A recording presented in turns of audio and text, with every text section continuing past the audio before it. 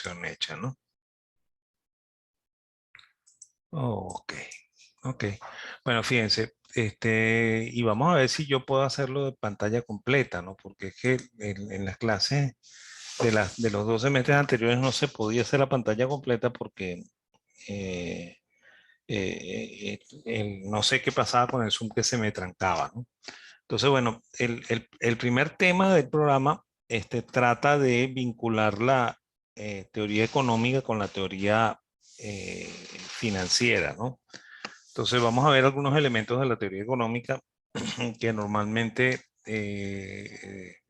se ven solamente como si fueran economía y los vamos a tratar de vincular un poco con el comportamiento de los mercados, ¿no? Mira, sí se mueve. Espero que todos lo estén viendo que se mueva, ¿no? Ok, ¿qué vamos a ver nosotros? Vamos a ver los rudimentos del mercado, vamos a ver una definición de mercado que no es la que normalmente uno ve en finanzas. Vamos a tratar de clasificarla. Vamos a hablar de la intermediación. Yo creo que hasta ahí vamos a llegar hoy, ¿ok? Luego vamos a ver los instrumentos financieros, los títulos valores, ¿ok? Vamos a ver las bases con las que se mide el tiempo en finanzas, ¿ok? Y vamos a hablar un poco de los institutos financieros, más que las instituciones, los institutos financieros, ¿ok? Vamos a hablar también de empresarialidad, ¿ok? Vamos a hablar de los modelos de las empresas, ¿ok?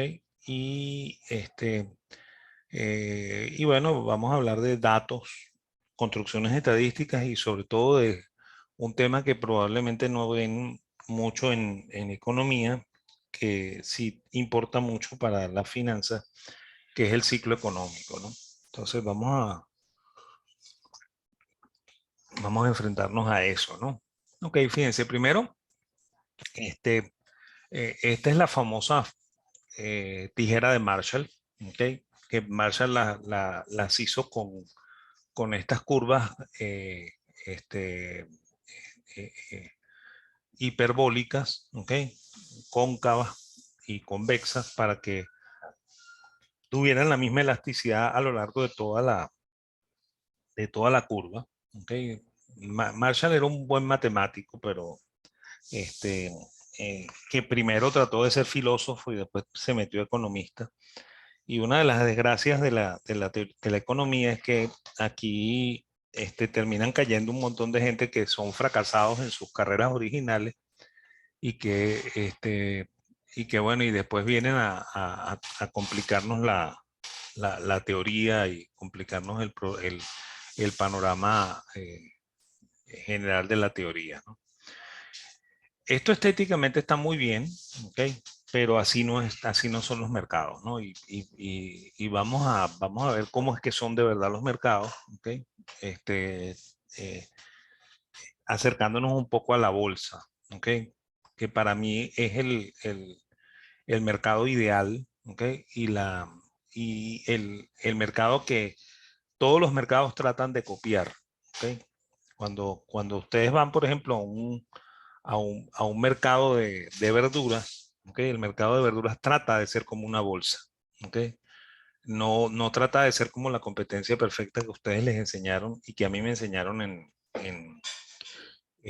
teoría económica, en teoría micro, pero no es, así no funcionan los mercados ni nunca funcionarían así, pues, ¿ok? Ok, todo mercado es un proceso, ¿ok? Y eso significa que es una institución en la que se aprende y evoluciona en el conocimiento de prácticas que le son propias, ¿ok? No es solamente el lugar de encuentro de la oferta y la demanda, son el lugar de encuentro de las informaciones que se producen y que producen una información adicional que es el precio. El precio no es único ni tampoco es permanente y varía con cada información que llega y que se produce en el mercado, ¿ok? Por lo cual no existen condiciones estables, ¿ok? Y eso que normalmente llaman equilibrio es una tendencia, ¿ok? Pero no es la situación natural del mercado, ¿ok? Y bueno, y las formas de negociación dentro de esos mercados siempre cambian, evolucionan, ¿ok? Y además evolucionan por el mismo comportamiento y la actuación de los operadores que actúan en él, ¿no? Ok, ¿cómo lo ubicamos, ¿no? Y aquí mejoré un poquito el gráfico también. Fíjense que nosotros podríamos dividirlo en dos partes, ¿no? Una parte que sea el mercado de capitales y otra parte que sea el sistema financiero, ¿no? Y hay como una suerte de intersección entre ambos, ¿ok? Que correspondería al mercado monetario, ¿ok? De ambos, ¿ok? Acuérdense que el sistema bancario fundamentalmente es un sistema de mercado monetario, ¿ok? Y, y definimos mercado monetario como un mercado de corto plazo, ¿ok? El mercado de capitales tiene una parte de corto plazo, ¿ok? Esa es la que hace coincidencia o intersección con el mercado bancario, ¿ok? Y bueno, el resto es mercado de capitales, ¿no? De largo plazo, ¿ok? Entonces, el primario es muchísimo más amplio o debería ser muchísimo más amplio. El secundario es una parte del mercado, ¿ok? Donde se hacen normalmente las transacciones, ¿ok? Las transacciones de lo que ya se compró en mercado primario, y el mercado bursátil es un mercado todavía más comprimido, ¿ok? Que incluye parte mercado primario, parte mercado secundario, parte mercado monetario, ¿ok? Este, Eso sería más o menos el mercado financiero si uno lo trata de idealizar en figuras geométricas, ¿no? ¿Ok? Ok, el mercado bancario funciona con intermediación financiera, ¿ok? El mercado de capitales funciona con colocaciones y con intermediación financiera directa, ¿no? Y eso ya lo vamos a ver cómo es. El mercado de capitales secundarios es fundamentalmente las bolsas de valores, las bolsas de mercancía, las bolsas de futuros y opciones, ¿ok? Y el mercado no institucional es el mercado de fuera, o que en inglés se llama over the counter, ¿ok? OTC, over the counter, sobre el mostrador, ¿ok?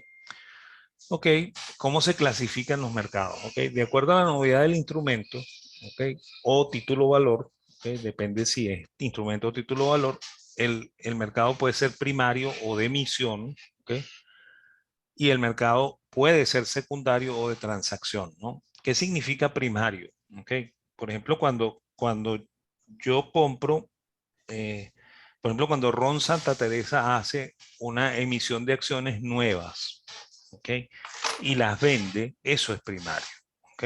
Identificamos que es primario porque cuando yo pago el, el valor de las acciones, ¿ok?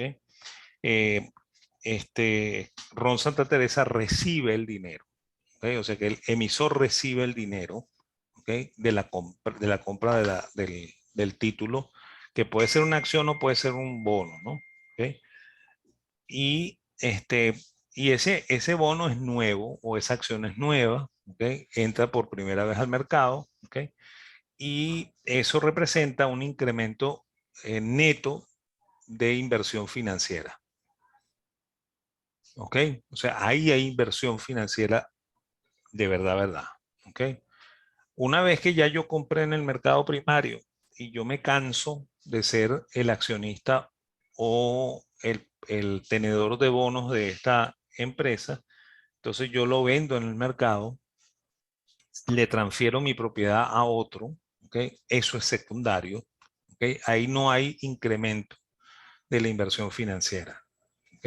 O sea, la inversión financiera permanece igual, lo único que cambia es la propiedad del título, ¿ok? Así es como se identifica mercado primario y mercado secundario, ¿ok? Y esa es la razón del por qué, por ejemplo, cuando en la época de Carlos Andrés Pérez II, ¿ok? Paquete de Miguel Rodríguez, se privatiza un pedazo de CanTV y ese pedazo de CanTV se vende a accionistas ajenos a CanTV, ¿ok? El, este, el, eh, Eso no es primario, eso es secundario, ¿ok? Porque quien recibe el dinero es el accionista de CanTV, que se llama Gobierno Nacional a través del Fondo de Inversiones de Venezuela. De la misma manera, cuando en la época de Caldera vuelven a vender otro paquete de CanTV, pasa lo mismo, ¿no? ¿Ok? Y de la misma manera, cuando yo, después que había comprado en ese mercado secundario, ¿ok? Que era el secundario de colocación en bolsa, ¿ok? este, yo vendo esas acciones a otra persona dentro de la bolsa, eso también es mercado secundario. ¿Ok? El primero fue de fuera, el segundo fue mercado de bolsa. ¿Ok? Ok, de acuerdo al plazo del instrumento, el título puede ser de corto plazo, ¿ok? Bancario o monetario. ¿Ok? En Venezuela se dice que esto es un año. ¿Ok? En los mercados más desarrollados se habla de 2 años, ¿no? Incluso se habla de 3 plazos, ¿no? Se habla de un corto plazo, de un mediano plazo y de un largo plazo, ¿no? En Venezuela siempre se ha limitado esto a 2 plazos, se ha dicho corto plazo para menos de un año, ¿ok? Es el mercado bancario y el mercado monetario, ¿ok? Que en la clase del jueves hablamos un poco de que los bancos no actúan en el mercado de largo plazo, por lo cual esa afirmación que a veces se hace de que los bancos son los financistas del desarrollo nacional, eso es falso de toda falsedad y lo ha sido toda la vida.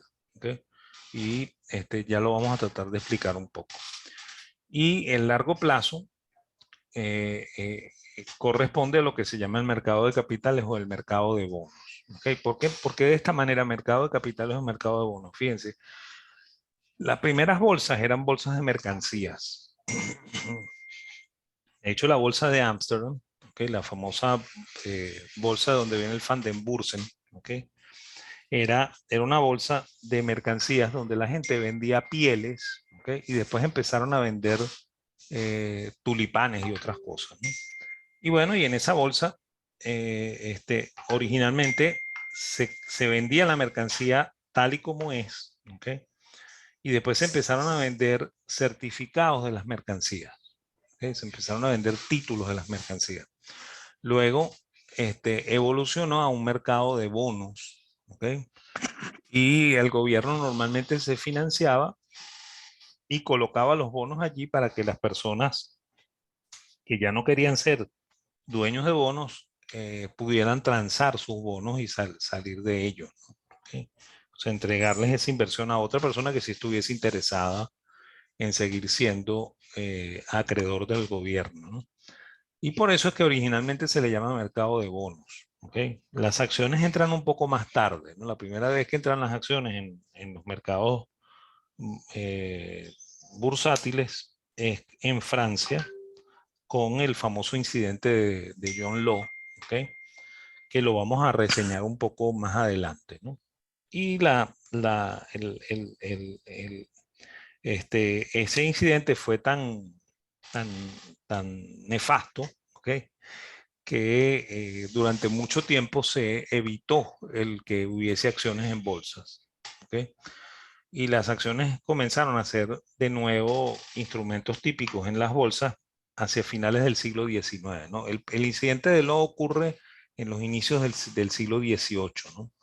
Hacia los finales del siglo XX, cuando se estaba desarrollando la red de ferrocarriles en Europa y en los Estados Unidos, entonces los ferrocarriles originalmente se financiaban emitiendo bonos hasta que se sobreendeudaron. ¿Okay? Cuando se sobreendeudaron, comenzaron a colocar eh, este, acciones, ¿okay? Para bajar un poco la relación de endeudamiento-patrimonio, ¿ok? Y eso se convirtió en un boom, pues. O sea, sobre todo en los Estados Unidos se convirtió en un boom, la gente comenzó a comprar acciones masivamente, ¿ok? Y esa es la razón por la cual en Norteamérica es común que las personas tengan acciones, ¿ok? Las personas de clase media tengan acciones y además de eso, bueno, en los mercados desarrollados, normalmente el mecanismo de financiamiento de las empresas es a través de los mercados de capital, ¿ok? No a través del mercado bancario, pues el mercado bancario en realidad es un suplidor de medios de pago y un suplidor de crédito de corto plazo. ¿Ok? En Venezuela ocurrió una cosa muy peculiar, ¿no? Cuando se da la revolución del 47, la revolución eh, con la cual los adecos tumban a Medina junto con los militares, ¿ok? Eh, eh, este, ellos, eh, ¿cómo se llama? Ellos eh, eh, eh, tratan de hacer crecer las empresas y ante un mercado un poquito estrecho, que era el mercado venezolano, entonces a los adecos se les ocurre una idea eh, eh, muy particular, que era crear una cosa que llamaron la Corporación Venezolana de Fomento. Entonces, la Corporación Venezolana de Fomento era la que financiaba el largo plazo en Venezuela, ¿ok? No los bancos. ¿Ok? Y bueno, y eso creó un problema un poquito, un problema de moral un poquito laxa, porque en realidad esos préstamos casi nunca se pagaron, ¿ok? Para no decir nunca se pagaron. ¿Ok? O sea, las empresas pedían esos préstamos que los daba el gobierno y después nunca los pagaban. ¿Ok? Y la manera de acceder a esos préstamos, ¿ok? Era que uno presentaba un proyecto, ¿ok? Y el que evaluaba el proyecto eran los bancos comerciales. ¿Ok? Y de esa manera el banco comercial se convertía en el financista de corto plazo de ese proyecto de industrial o comercial, y el financista de largo plazo era el gobierno a través de el, la Corporación Venezolana de Fomento. Entonces eso provocó que el mercado de capitales venezolano quedara poco desarrollado en relación al sistema bancario, ¿ok? Y que el sistema bancario terminara asumiendo el rol de ser el supuesto financiador del desarrollo nacional, ¿ok? Y, eh, y bueno, por supuesto, el mercado, mercado bancario financiaba el corto plazo, es decir, financiaba los préstamos de capital de trabajo y los préstamos para conseguir, para pago de nómina, todo lo que fuese corto plazo, mientras que el gobierno financiaba el largo plazo, que como les comento, nunca, casi nunca esos préstamos se pagaron, ¿no? Y bueno, y eso contribuyó al tamaño pequeño de la Bolsa de Caracas y el tamaño pequeño también del mercado de capitales venezolano, el poco desarrollo financiero venezolano causado por ese invento del año, del año 45 al 48. ¿Ok? Que bueno, después no funcionó muy bien en la época de Pérez Jiménez, porque Pérez Jiménez en realidad, aunque tiene mucho mito, ¿okay? No era un individuo que quisiera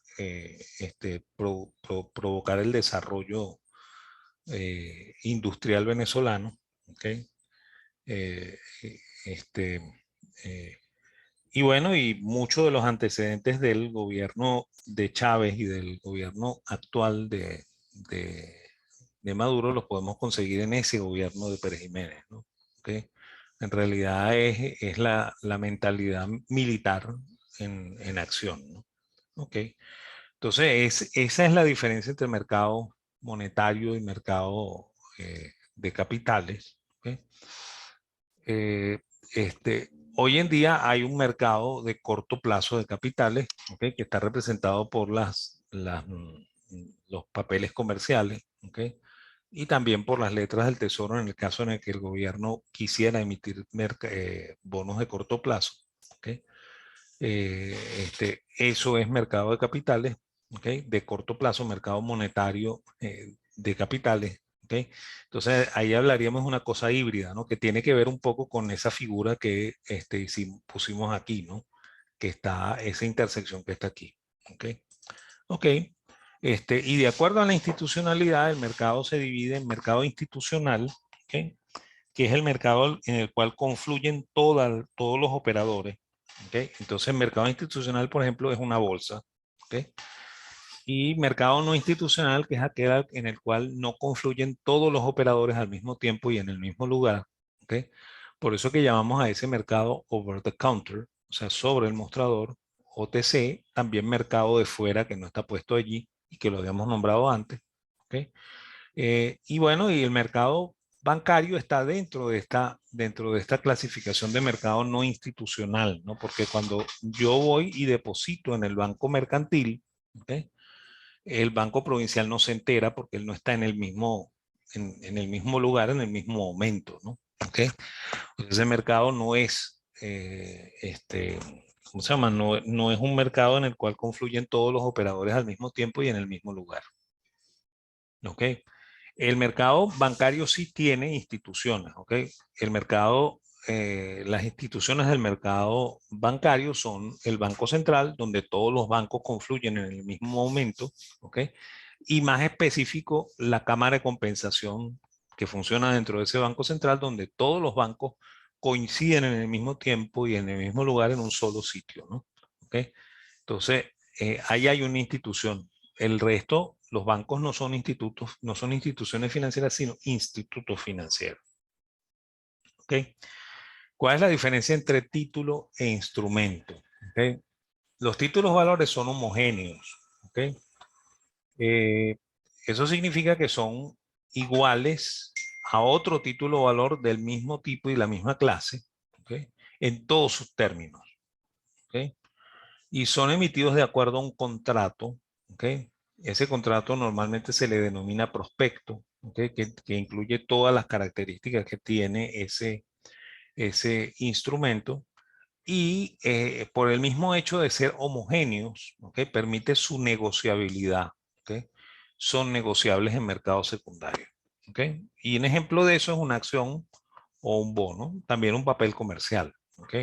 También un título de participación, ¿ok? O sea, cualquier instrumento que sea homogéneo, que el mismo instrumento que compro yo lo pueden comprar ustedes, ¿ok? Es un título valor, ¿ok? En cambio, los instrumentos son heterogéneos, ¿no? O sea, yo emito un cheque y le pongo un monto y ese monto es distinto al del otro cheque, ¿ok? Eso hace que no sea negociable en un mercado secundario. ¿Ok? Puede ser vendido el cheque, pero no por eso es absolutamente negociable. ¿Ok? Y se emite a voluntad de las partes, ¿no? ¿Ok? O sea, no es que hacemos un contrato específico. ¿Ok? El contrato aquí ¿cómo se llama? Es implícito, ¿ok? No es explícito, no está documentado, ¿ok? Y un ejemplo de eso es un depósito o un crédito bancario, ¿ok? Eso sería un instrumento, ¿ok? Obviamente en bolsa se negocian son los títulos valores, no los instrumentos, ¿ok? Entonces no pueden negociar, por ejemplo, un depósito en bolsa, no pueden negociar un crédito en bolsa, ¿ok? Lo que se negocia en bolsas tiene que ser un título de valor. Ojo que hay, por ejemplo, los bancos eh, hipotecarios emitían unas letras que se llamaban, unos bonos que se llamaban cédulas hipotecarias que eran negociables en bolsa, ¿ok? Porque eran homogéneos. O sea, si ustedes compraban una cédula hipotecaria, por ejemplo, del Banco Hipotecario Unido, esa era exactamente igual a otra cédula del Banco Hipotecario Unido, por lo cual era un título de valor que podía ser negociado en mercado de capitales. ¿Ok?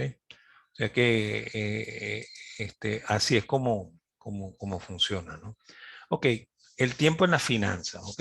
Fíjense, esto es viejísimo, ¿ok? O sea, a pesar de que lo que yo dije antes de que la primera vez que se colocaron acciones en bolsa es por ahí por 1720 y que después vuelve a colocarse en el siglo XIX y que las primeras bolsas son bolsas de mercancía, ¿ok?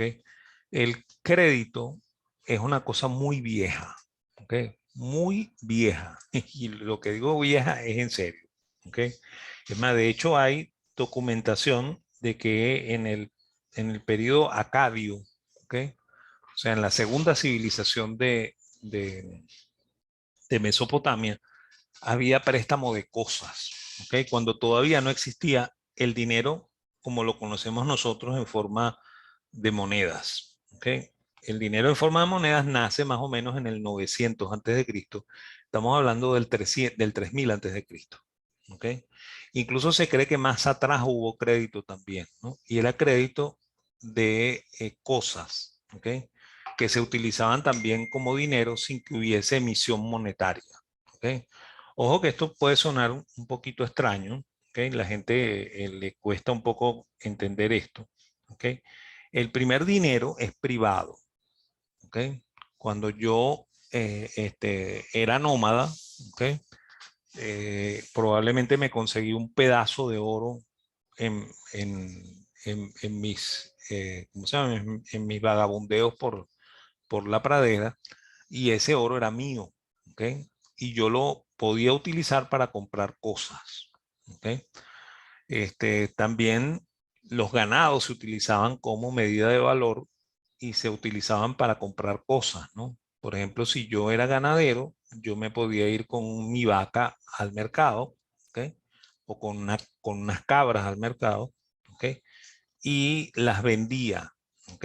Ojo con esto, que no es que el ganadero iba al mercado y mataba la cabra ahí mismo o la vaca ahí mismo y entregaba pedazos del cuerpo del animal a cambio de otras mercancías, ¿no? Sino que él iba dentro del mercado a, a donde el individuo que se encargaba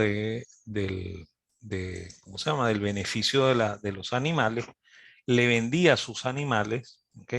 Este individuo probablemente le pagaba con piezas de plata o piezas de oro, ¿ok? Que no eran monedas emitidas por el gobierno, sino que eran medios de pago utilizados normalmente en el mercado. Y bueno, y uno con esas piezas de plata o de oro, uno iba al mercado, ¿ok? A otro de los operadores del mercado y compraba lo que uno necesitaba. Esa actividad comercial siempre necesitó de crédito de corto plazo, ¿no? Por lo cual siempre hubo crédito de corto plazo y también siempre hubo crédito de largo plazo para el financiamiento de las actividades agrícolas, ¿ok? En el mundo mesopotámico, en el mundo egipcio, en el mundo griego y posteriormente en el mundo romano, ¿ok? De hecho, uno de los grandes operadores del mercado de créditos romanos era un esclavo de nombre Calixto, ¿ok? Que terminó siendo papa, ¿ok? Y curiosamente ese papa no prohibió ni quitó la prohibición sobre el préstamo de intereses, ¿no? ¿Ok? O sea que no hizo nada al respecto de su propia profesión, ¿no? Pero él originalmente fue esclavo, se dedicaba a esa actividad y me imagino que logró comprar su libertad con esa misma actividad, ¿no? ¿Ok? Porque era una de las cosas que ocurría en la antigüedad, pues la esclavitud de la antigüedad no es la misma esclavitud del siglo XIX en el sur de los Estados Unidos, ¿ok? Los esclavos eran individuos que probablemente sabían leer y escribir, ¿ok? Incluso como Calixto eran banqueros, ¿ok? Y bueno, y trabajaban y cobraban por su actividad, ¿ok? Aunque eran esclavos, ¿ok? Y eso les permitía tarde o temprano acumular la cantidad de dinero suficiente para comprar su libertad, ¿no? Para ser un hombre libre, ¿ok? Y ser considerado un ciudadano, ¿ok? Entonces, la esclavitud no es lo mismo en el mundo antiguo que en el mundo moderno, ¿no? ¿Ok? Y bueno, y si uno lee el código de Hammurabi se sorprende mucho de muchas cosas que encuentra allí, ¿no? ¿Ok? Ok, ¿cómo son las bases en finanzas? ¿No? La base original está asociada al calendario lunar, que es el calendario que normalmente usan las civilizaciones más antiguas, ¿no? De hecho, fíjense, el jueves pasado comenzó el Ramadán para los musulmanes, ¿no? Los musulmanes usan un calendario lunar puro, ¿ok? Por lo cual, su Ramadán, que es su su época de ayuno y abstinencia para supuestamente acercarse a Dios. ¿Ok? Se va echando para atrás en el tiempo nuestro. ¿Ok? Porque como ellos usan un calendario lunar, el calendario lunar normalmente tiene 360 días, no tiene 365 días y 366, por lo cual cada año pierde una semana aproximadamente. ¿Ok? Entonces se va echando hacia atrás en el tiempo. Por eso la fiesta del Ramadán va desplazándose hacia atrás para nosotros en el tiempo. ¿Ok?